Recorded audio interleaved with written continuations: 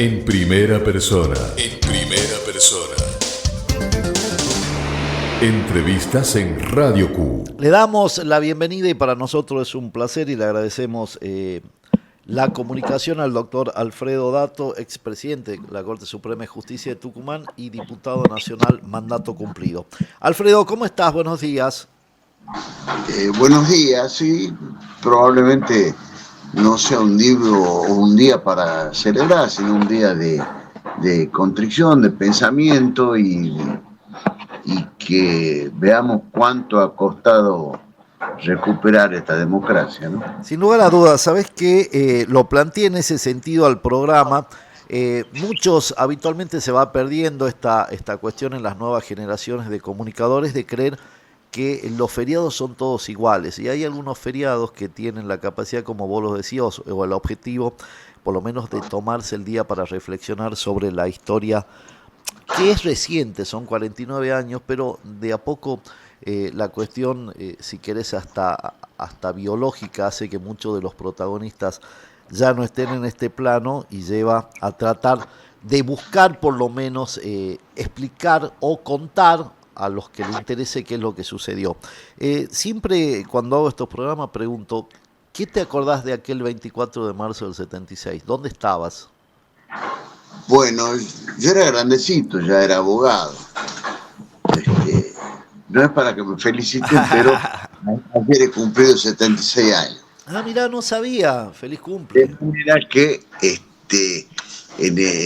ese año tenía 27 años, una cosa así, y era abogado de la Municipalidad de Tucumán. Sí. Este tema de la inestabilidad, una cosa que la vivíamos, y el de la violencia lo vivíamos en simultaneidad, digamos así.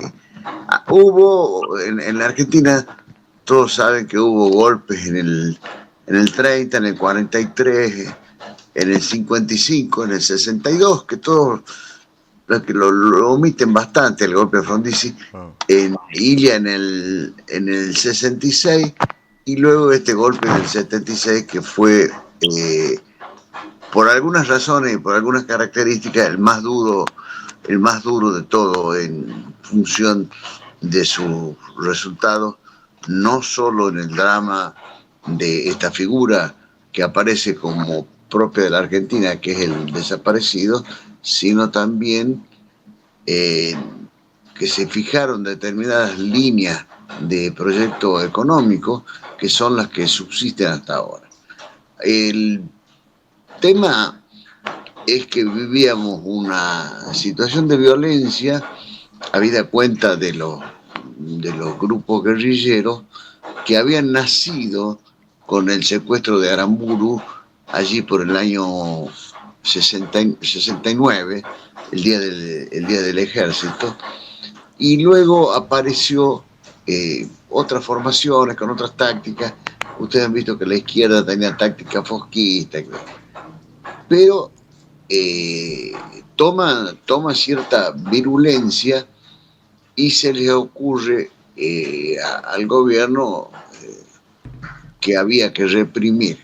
Pero mientras deciden que la guerrilla rural había que reprimirla, digamos, legalmente o bajo la égida de un decreto que se firma sobre este discutido léxico, donde el punto central era Tucumán, aparece también fuerzas paralelas de represión como eran las 3A, sí, que todavía se andan echando la culpa de a quién correspondía. Pero todo esto en el marco de que el plan hecho por Gelbar y Perón de un programa de precios congelados se rompe con un ministro cuyo proceso tomó su nombre, que era Celestino Rodrigo, cuando libera todas las variables. Claro, el Rodrigazo.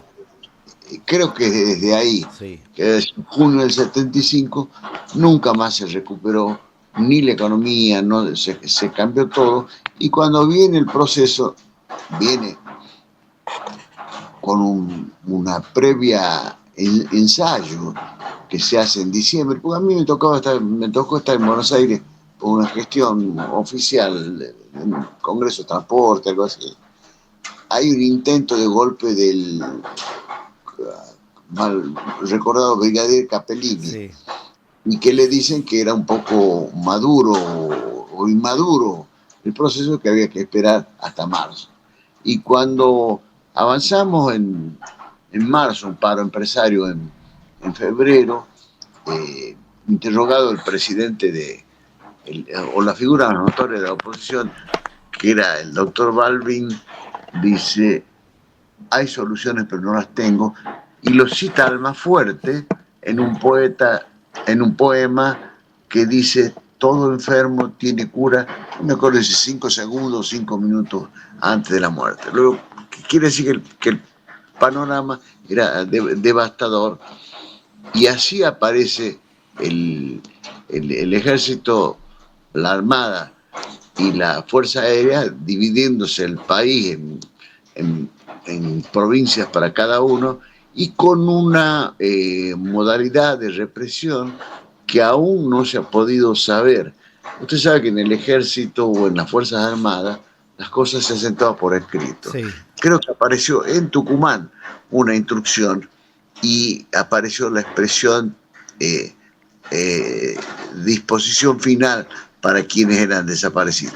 ¿Cuántos son los desaparecidos?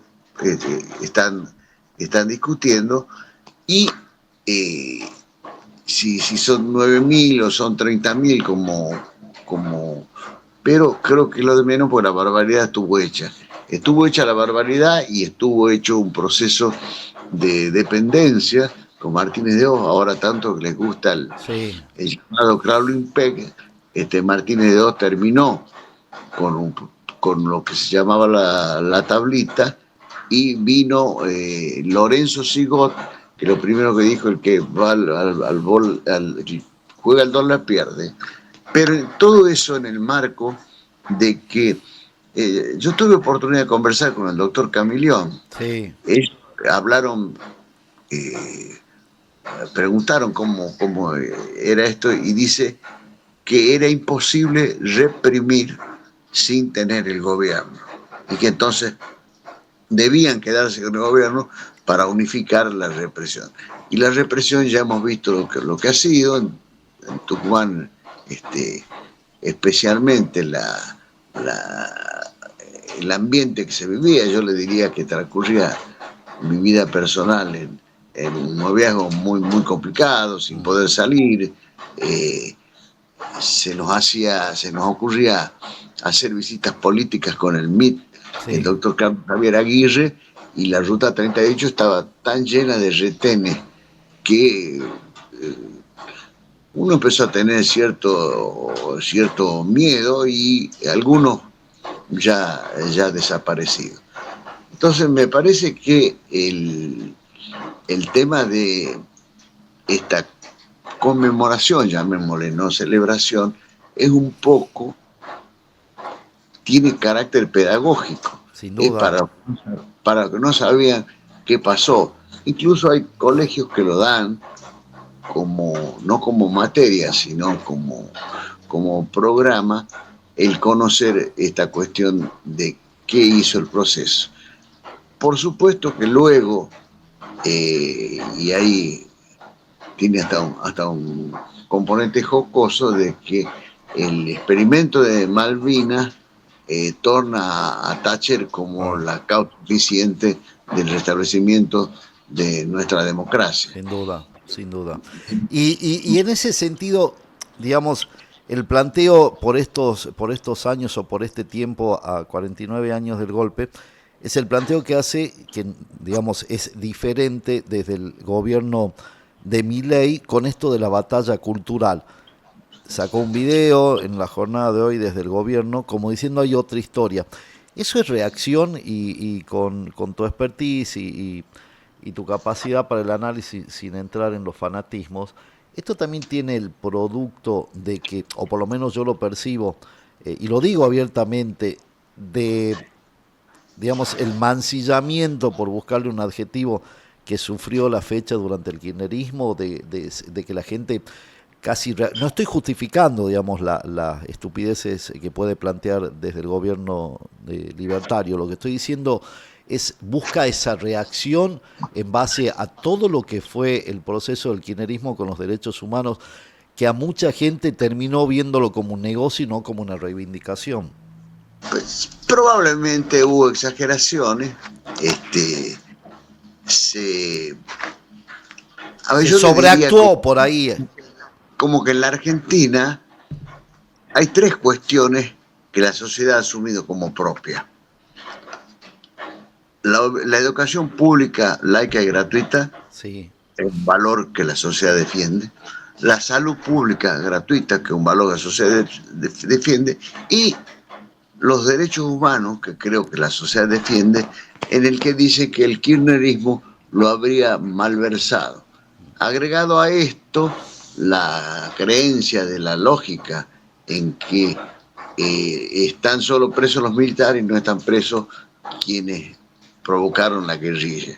Esto venía y la no prescripción y todas las consecuencias, esto venía de una definición, que no creo equivocarme, que tiene la Corte Nacional acerca de qué es un delito de lesa humanidad. Y dicen que a la definición la da rechazando un exhorto de un guerrillero de estos de allá, de los vascos, cuando piden la extradición, y la Corte define que solo hay lesa humanidad cuando es el Estado el que hace las acciones y los demás son delitos diversos, pero común. La lesa humanidad tiene la particularidad de su imprescriptibilidad. Y eso generó un conjunto de personas y de acciones, con lo cual pareciera que la vicepresidente simpatiza y lidera en el sentido de que ahora le toca a los otros. Y probablemente en eso montan una reivindicación los legitimados familiares víctimas de las acciones guerrilleras, para tratar de torcer una historia que me parece que en términos históricos, valga la redundancia, es poco 50 años, pero que está muy afianzada. Me parece que el kirchnerismo lo que hizo fue, primero, derogó todo lo que era los procesos que hace Menem, en el sentido de finalmente indultos, pero primero procesos de amnistía. Sí. Hizo algunas maniobras, digamos así, jurídicas, de declarar la nulidad por ley, cuando la nulidad tenía que declarar un juez, pero bueno, terminó declarando la Corte, y determinó que aparentemente en ese caso la balanza quedara muy a favor de quienes habían tenido las acciones guerrilleras, con el argumento de que la lesa humanidad se producía solo, o era producida solo por quienes habían manejado el Estado y no quienes habían estado en organizaciones clandestinas. Yo creo que falta, y se va muriendo, una fuerte autocrítica de la dirigencia guerrillera, que hizo matar mucha juventud al hacer esa experiencia de irse y volver de la clandestinidad y dejar en la superficie cientos de dirigentes a los que sí le costó la vida. Si lo retrotraemos a Tucumán, y en el paso del tiempo, del 76 en adelante, algunos analistas, historiadores, sociólogos hablan de que se reconfiguró la sociedad en Tucumán, porque no solo padeció el accionar represivo, sino también la dureza económica, productiva. ¿Lo terminó pagando Tucumán en el tiempo, en la perspectiva? ¿Lo podés analizar? Sí, yo no creo exactamente eso, porque el golpe duro de Tucumán fue en el año 1965. Sí, con el cierre de los ingenios, decís vos. El cierre de los ingenios. Sí. El Tucumán, que fue orgullo y que creo que se centraba cuando en el año 15 hay tres cosas. Primero empieza a tener características de una industria pesada con la llegada del ferrocarril y la maquinaria que puede traer la industria azucarera. Y eso también trae aparejado la existencia de los sindicatos y en un análisis pseudo marxista la existencia de la clase obrera y los empresarios. El segundo, que esa misma industria azucarera funda la universidad, que es lo que da una personalidad, una calidad y una cultura distinta a la sociedad. No es lo mismo una sociedad que no tiene nada a una sociedad que hoy tiene 100 carreras y no quiero equivocarme, pero creo que 100.000 alumnos. 100.000 alumnos esparcidos por una provincia evidentemente generan un proceso cultural profundo. Y el tercero, como aquí no importa que pasemos un chivo, porque no es chivo tal, que desde esa misma conjunción surge un diario que es mucho más importante, que es la Gaceta. Yo les diría que lo más grave que ocurre en el proceso para Tucumán es la modificación de la ley de entidades financieras, porque obliga a los ingenios a sacar en una actividad que la financiación del stock en el azúcar en contra zafra es central, sacar con tasas de interés positivas reales, y determinó la caída de muchas empresas. El ingenio de los tucumanos, la picardía, hizo que solo se cerrara un ingenio más de 1966 a la fecha, que fue el ingenio San Pablo. Pero los otros 15 ingenios subsistieron con concursos y algunas otras medidas judiciales que parecían una torta de panqueque. Entonces le digo, el agravio ese hace que también la industria azucarera se fortalezca, aparezca algunas otras actividades, pero sufre, por ejemplo, la metalmecánica, que eran cosas muy serias que traían a reparar. Todavía subsisten algunos talleres poco ya de altísima competencia técnica. A mí me parece que en Tucumán lo que pasa es que cuando usted ve la cifra del censo del 60 y del censo del 70, ve que faltaban 200.000 tucumanos que fueron a engrosar las villas miserias de Buenos Aires, ¿no? Sin duda, tuvimos tasa decreciente, digamos, en la población, lo que significó quizás esa famosa deuda interna que hay del país con el cierre de los ingenios, y que ya pasaron tantos años y sigue pendiente. La última, y tiene que ver con la reflexión de la batalla cultural. Por ahí me dicen, estás medio obsesionado. Yo creo que es central en los tiempos que se viven, de este planteo de la reformulación para algunos o de la justificación para otros. ¿Cómo la percibís a lo largo de los días en un año que seguramente va a ser electoral y donde todos pisan el acelerador, ¿no? Quizás este 24 de marzo nos permita reflexionar en que por ahí el antagonismo por el antagonismo mismo termina siempre mal, ¿no? Sí, a decir verdad, Chino, no entiendo qué quieren decir con batalla cultural. Porque la batalla cultural, que es cambiar la modalidad, cuando atropellan instituciones, el presidente tiene un lenguaje soez, y si la batalla cultural es enterrar a la clase política que venía fracasando, creo que es muy ampuloso el nombre de la batalla cultural, porque la cultura es una cosa mucho más profunda. No quiero hacer una chicana de decir que también, si quieren batalla cultural, tienen que volver a financiar la cultura y no quitar todas las expresiones que son fantásticas, autónomas y no siempre financiadas por el Estado, donde Tucumán ha sido, desde el punto de vista cultural restringido, no cultural amplio, una buena muestra. De que hay que cambiar el sistema electoral, hay que cambiarlo. Y Tucumán, que ha sido un epicentro del proceso represivo, terminó haciéndolo ganar electoralmente a la cabeza visible de esa represión en el año 1995.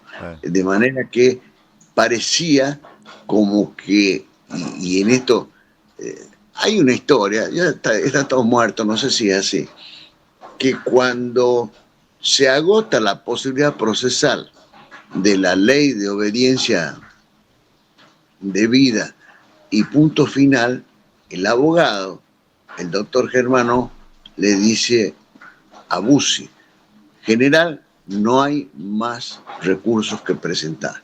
Aquí hay que politizarlo, y ahí Bussi sale de candidato y sorprende en el año 87 con una elección. Sí.